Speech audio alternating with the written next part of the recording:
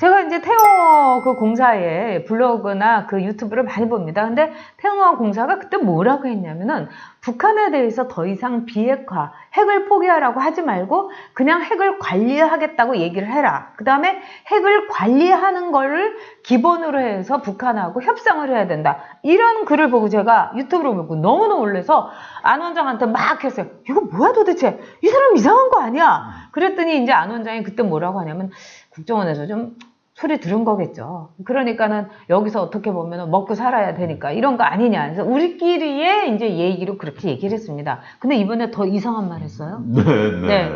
리성건 네. 목구멍으로 냉면이 들어가는가. 이거는 북한에서 얼마든지 할 수 있는 말이다. 여러분도 보셨을 겁니다. 그래서 북한에서 상급자가 하급자에게, 아버지가 아들에게 하는 말이다. 그러면 우리가 리성건의 재벌 총수들이 리성건의 하급자입니까? 그 다음에 송경식 회장이 연세가 얼마인데 리성건이 아버지고 송경식 회장이 그럼 아들이란 말입니까? 태영호, 왜 이런 말을 하는 건지 모르겠어요?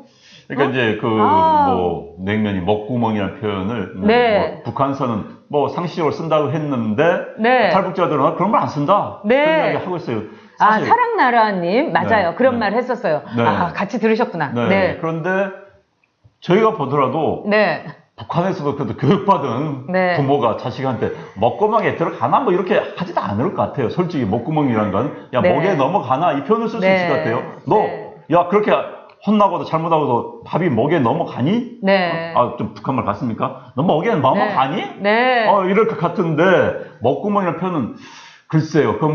그래서 이제 전 태영호 공사가 그런데 네. 물론 이 말 할 때 또 이런 이야기는 또 했어요. 네. 그것보다 더 중요한 것은 문재인 대통령이 평양에 갔을 때 결례를 한 것이 이것을 더 잘 봐야 된다. 한국 언론이 그걸 모르고 있다. 네. 쉽게 말해서 사진 찍을 때 뒤에다가 한반도 거기에다가 노동당 문양을 섞어가지고 마치 한반도를 노동당이 지배하고 있는 것처럼 보이는 것. 이것을 이제 북한이 주민들 보여주기 위해서 네. 이러고 있다. 이런 것이 더 신경을 써야 된다. 또 노동당 당사에서 회담하는 것이 북한 주민에게 남한 정부가 북한 인정하는 걸 보여주기 위한 거다. 이런 식으로 이제 해석이 이것이 더 중요하다는 이야기 한 것 같습니다.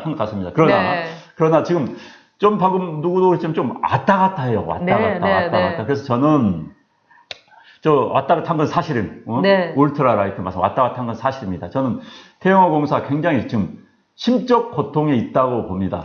저도 그건 서기실의 이해합니다. 암호인가요?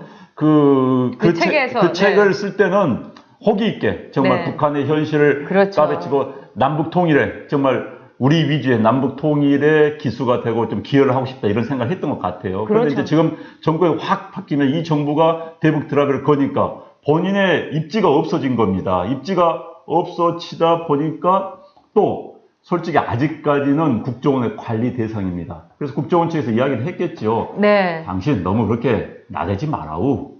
북한식 표현 나대지 마라우 하니까 위축 안 될 수가 없죠. 사실 인간적 위축 안 될 수가 있겠습니까? 그렇죠. 신변 위협도 있는데. 그렇죠. 그래서 극단적으로 말해서 대학생 애들이 확 달라들 때 경호를 슬쩍 피해버리면 두들겨 맞는 거예요. 그럼 막아주고 안 막아주고는 아주 한참 차이입니다. 경찰이 아이고 미안합니다. 우리가 그때 실수했습니다 하면 그런 다음에 위해를 당한다. 그러니까 본인은 겁낼 수밖에 없는 것이죠. 그래서 저는 그런 생각을 해봤습니다. 아마도 물론 이제 이렇게 세게 하지는 않겠지만은 국정원에서 너무 그렇게 하지 맙시다라고 하면은 태영호 입장에서 본다면은 아이고야 내가 너무 심하게 할 필요 없으니까 좀 조용히 있어야겠다. 나는 그러지 않았을까 하는 생각이 들어요, 지금. 저도 이제 그런 생각은 듭니다. 아마데우스님께서 안전빵빵 화이팅 하시면서 10,000원 후원해 주셨습니다. 아마데우스님, 모자르트님 늘 감사합니다. 이번에도 또 해주셨고요. 네네. 근데 감사합니다. 저는 이제 태영호 공사의 이제 책을 참 감동 깊게 읽었습니다. 근데 거기서 보면은 아들을 위해서, 아들을 노예로 살지 않게 하기 위해서 여기에 왔다, 남한으로 왔다, 이렇게 하는데 정말 그 말 맞습니다. 그래서 제가 보기에는 본인도 본인이지만 혹시 자기 가족들에게 또 이 빵집에 가서 이제 빵 배우고 알바한다는 그 부인 때문에 이제 가족들 때문에 저렇게 움츠러들 수도 있다 이런 생각이 드는데 저는 이제 태영호 공사한테 그 황장엽 선생의 말씀을 좀 전해주고 싶어요. 제가 이제 그때 민가협에 말하자면 동의대 사건에 대해서 왜 그 불쌍한 그 경찰들, 그 순경들에게는, 150만 원을 주고 그 민주화도 아닌 사람들한테 1억 5천을 주냐. 1억에 대해서 제가 법안을 발의해가지고, 이제 이렇게 눈을 흑혀가지고, 지금도 제가 밤에 운전을 네, 못해요. 맞습니다. 예. 네. 근데 그때 황장엽 선생님이 저를 이제 문병을 와주셨어요. 그러면서 저한테, 저는 그때는 사실은 여러분께 솔직히 말씀드리는데 만사가 다 귀찮더라고요. 그리고 혹시 우리 애한테도 그렇게 해코지를 할까 싶어서. 그게 무서워. 제일 무서워. 네, 그게 제일 무서워요. 그래서 정치고 뭐고 그만두자면서 제가 막 이렇게 하고 있고, 제가 심신적으로 제가 이렇게 제 인생에서 그렇게 약했을 때가 없었어요. 정말 부끄러운 일이었지만. 근데 황장엽 선생님이 오셨는데, 정말 제가 그 공식적인 행사에서 참 많이 봤는데, 이렇게 1대1로 딱 본 건 처음이었는데, 굉장한 그 아우라라든가 이 기가 느껴지는 분이었어요. 근데 그분이 저한테 그러시더라고요. 나머지 한쪽 눈도 바칠 각오를 하고 나라를 위해서 싸우라고. 와, 근데 제가 그때는요, 정말 어떻게 이렇게 매정한 말을 나한테 하냐. 지금 제가 막 그 생각을 하면 막 눈물이 나려고 그러는데, 내가 정말 이 지경이 돼갖고 온갖 좌파들의 그걸 하는데 위로를 해지 나한테 한쪽 눈까지 바치라고. 근데 이제 그때는 아무 말을 못 하겠더라고요. 제가 약한 인간이니까. 근데 그분이 간 뒤에 제가 막 울었어요. 혼자서 펑펑 울었어요. 근데 울고 나니까 이 나라를 위해서 약속하자. 저분은 정말 자식을 버리고 가족을 버리고 그 많은 영화를 버리고 왔는데, 내가 이렇게 약해져갖고 더구나 이 한쪽 눈이 밤운전은 못하고 이 전치 그때 8주 그건 받았지만은 눈이 먼 건 아니지 않느냐. 가자. 이렇게 이제 했는데, 태호 공사한테 제가 그 말씀을 드리고 싶고요. 정 뭐 하면은 미국으로 가서 진실에 대해서 얘기를 해주기를 바랍니다. 지금 이제 그것도 굉장히 고민했다. 제가 그런 얘기를 듣는데, 아직은 지금 아마 국정 관리 있으면은 여권 가지고 해외 마음대로 못 나갑니다. 이제 국정 관리를 하는데 일정 기간 동안 해외에 나갈 수가 없거든요. 지금 그 기간이 이제 단계가 그렇습니다. 처음에 오면은 이제 경찰이 관리를 하는 단계, 이제 국정원에서 교육시키는 단계, 경찰이 관리를 하는 단계, 그 다음에 이제 또 몇 년 동안 풀어주더라도 해외에 나가는데 제한 그런 단계인데, 지금 아마도 뭐 경찰 2분 정도는 같이 다닐 것 같습니다. 그런데 지금 이제 말이 나서 이제 탈북자 이야기 계속 우리 이제 써주시겠어요. 우리나라에 한 탈북자 3만 명이 와 있는데 지금 굉장히 위축되어 있습니다. 그럼요. 만약에 현재 우리 정부의 대북 자세, 대북 저자세에 따라 혹여나, 저는 그런 항상 이제 낫다고 봅니다만은, 혹여나 북한 쪽에서 야, 탈북자 가운데서 뭐 한 사람 말이야, 올려보내라고 했을 때 이 정부 분위기를 볼 때 그렇지 않을까.